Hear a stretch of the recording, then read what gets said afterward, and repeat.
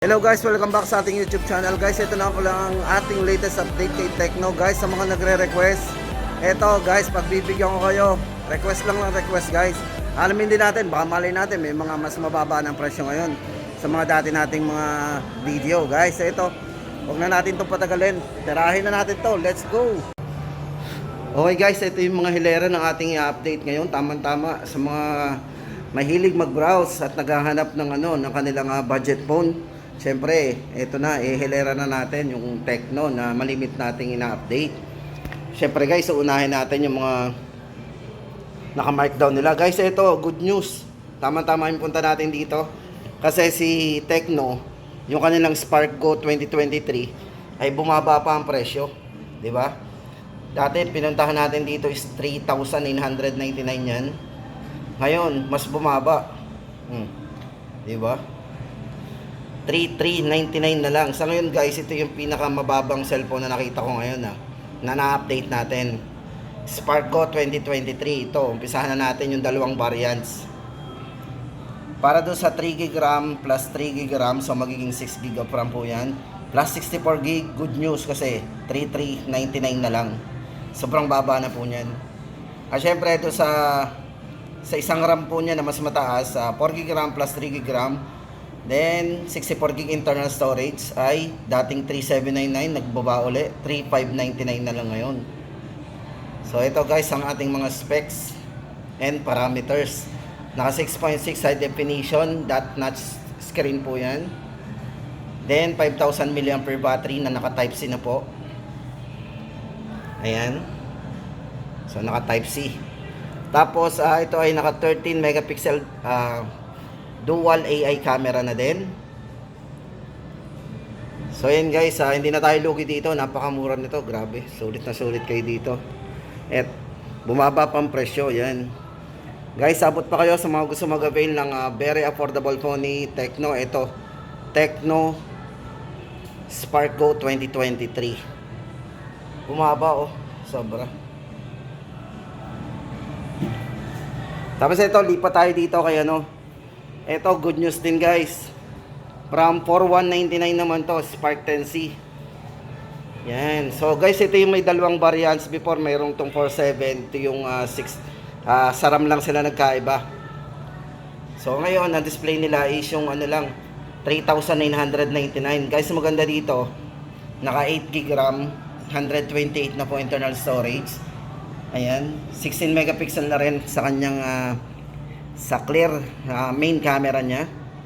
Then yung kanyang futuristic design, syempre hindi mawawala, napaka-elegante. At syempre meron siyang 5,000 mAh battery.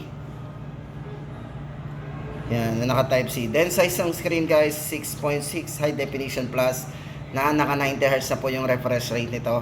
So ibig sabihin guys ay napaka-smooth pag tayo magbabrowse dito. Yan.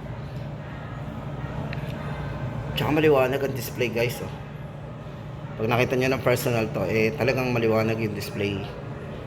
So yan, maganda diyan. So ayan guys, good news, ulit ko, 3,999 na lang. Sobrang baba din ang presyo. Diba? Tama-tama yung pag-update natin ngayon. Tapos ito guys, Spark 10 Pro. Ayan. For Spark 10 Pro guys, ito naka-sale din yan from 7,499. Yan, ito maganda dito, naka 16GB RAM to, 8 plus 8. Then 256 po internal storage. So yun guys, bigyan ko lang kayo ng tip. Sa to lang yung mga 8GB RAM, hindi na natin nauubos yan. Pero may extension pa yan, baka mabitin pa kayo. Yung kasi yung mga ino-open natin ng sabay-sabay, yan yung kinakain nun, yung RAM. Tapos ito guys, check natin, 256 internal storage, 32 megapixel para sa kanyang glowing selfie na naka high definition. At syempre yung kanyang strong gaming processor, naka Helio G88 po yan. At yung kanyang design, syempre napaka classy and shiny design, napakaganda nga naman. So ayan, sinum na natin. So maganda dito, anti-fingerprint yung likod nya. Ayan. Tapos guys, ito yung isang color, check natin. Check natin isang kulay. Ito yan. So price update natin, ulit ko, 6,999. Ayan, ang ating update dito kay Spark 10C. Tapos ito guys, lipat tayo.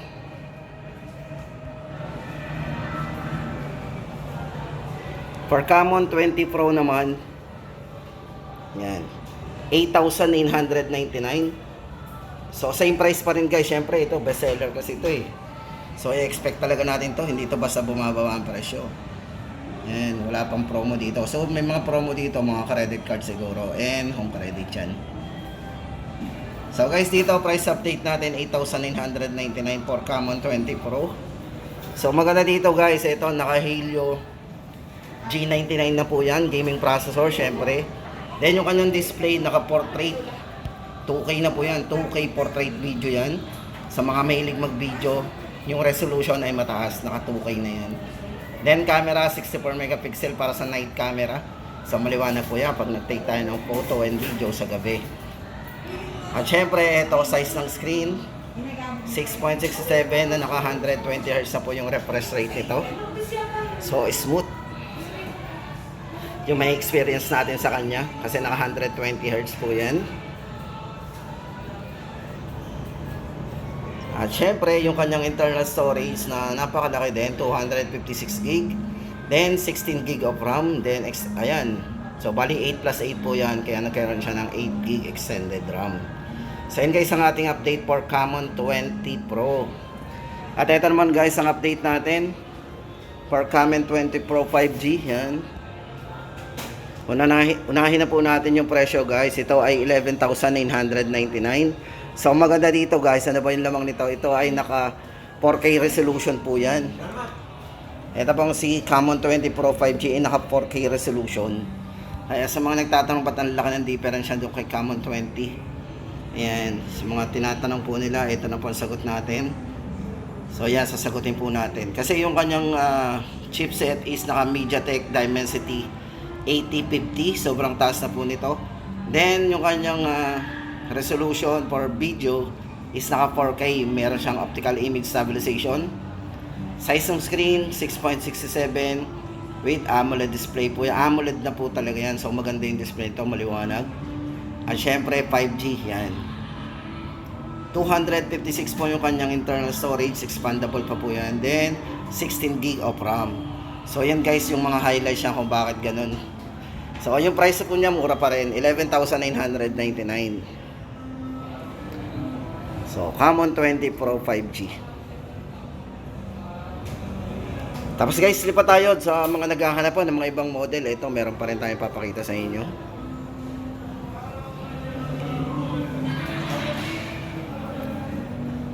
So ito guys yung minimension ko sa inyo before. Yan, baka mga naghahanap pa po kayo ng Spark 8C. So available po ito, maganda kasi dito kay Spark 8C.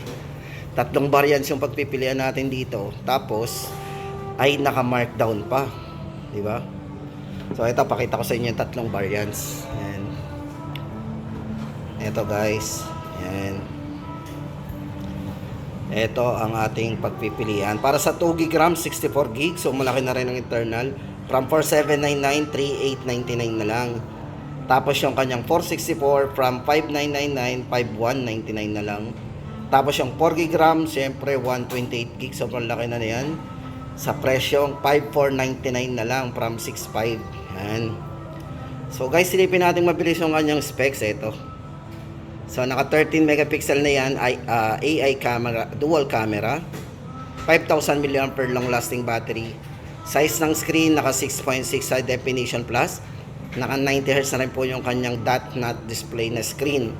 Then memory fusion for RAM extension. So yun na nga po yun, 4 plus 4, meron siyang extension RAM. So yun guys ang ating latest update. Baka sa mga naghahanap pa po ng Spark 8C, so tamang-tamang pangregalo yan. Ayan. Tapos ito, good news din to guys. Ito, dati nagka-promo to last week. Check po natin ngayon. Tapos ito guys, good news dito lang yan hindi ko sure sa ibang mga area kung meron din silang promo ganon. Pagka cash payment po natin in-avail itong si POBA 4 at itong si POBA Neo 2, meron silang less 800. So magiging ano na lang to.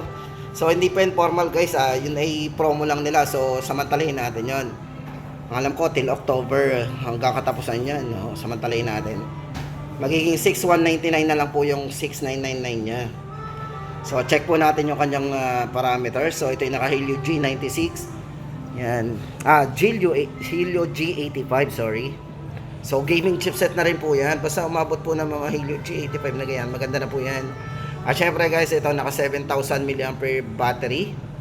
Then 11 GB RAM yan. Yan, meron siyang 11 GB RAM, then 128 po internal storage. Naka 90 Hz po refresh rate. So maganda dito yung kanyang touch sampling rate ay naka 180 na rin, no? Napaka smooth niyan. Dual speaker, syempre mas malakas ang sound siya kasi naka dual speaker. Diba? Tapos ito guys, maganda dito, ito ay may mataas na battery, itong si Poba Neo 2. Kasi siya lang yung bukod tangi na naka 7,000 mAh na battery. Tapos naka 18 watts fast charging na rin siya.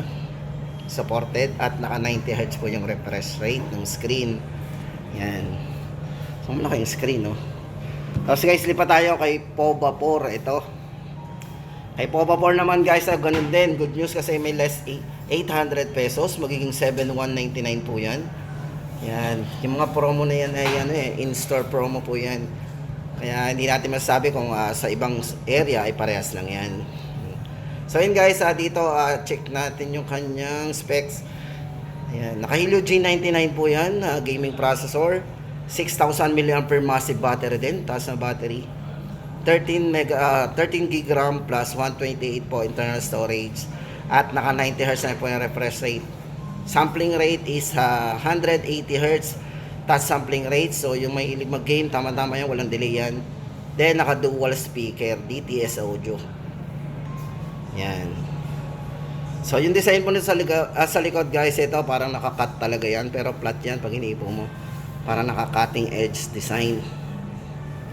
So yun guys, ang ating latest update for Poba 4 ngayong October 11, 2023. Ito guys, sa mga naghahanap naman ng Hamon 19 Pro, yan, napaka-limited na po yan. Bibihira na pang stock niyan. Sa ngayon po, ito yung last na price nila na nakalagay. 13,490 at saka 14,290. Pero ang alam ko, ubos na po yan. Yan, Phantom X2 5G. Ito guys, yung kanilang isa sa mga flagship. Pero ito yung pinakamababang flagship nila eh. Yan, 32,999. Naka-curve 120 Hz na po ito na high refresh rate with AMOLED screen. Yan. Then yung chipset po nito napakataas din kasi naka-Dimensity 9000 5G flagship chipset po yan. Then camera, so naka 64 megapixel RGBW ultra night portrait lens. So tama-tama yan sa mga gusto mag-picture at mag-video sa gabi. Yan. So, price update natin dito is 32,999. So, yun guys, ang ating latest. Meron pa tayo nakalimutan guys. Poba 5 Pro 5G, syempre. Syempre guys, sa huli natin, ito. Poba 5 Pro 5G. Wala pa lang siyang display doon sa kanyang So, ito guys, sa price ito, 9,999. Ito, 256 na rin po internal storage. So ngayon, yan, ipapakita natin sa screen ng inyong ang specs nito, full specs.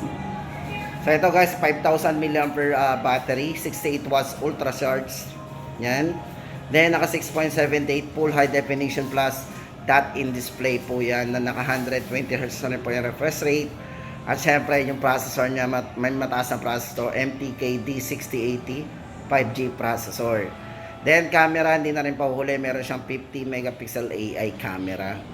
So yun guys, ang ating latest update ngayong October 11, 2023. Sa mga nag-request po ng video na to, yan. Sana nakakuha tayo ng idea sa mga plano nating cellphone ngayong October. Yan. Ito nagtatapos ang ating latest update ngayong October 11, 2022 sa mga model ni Tecno.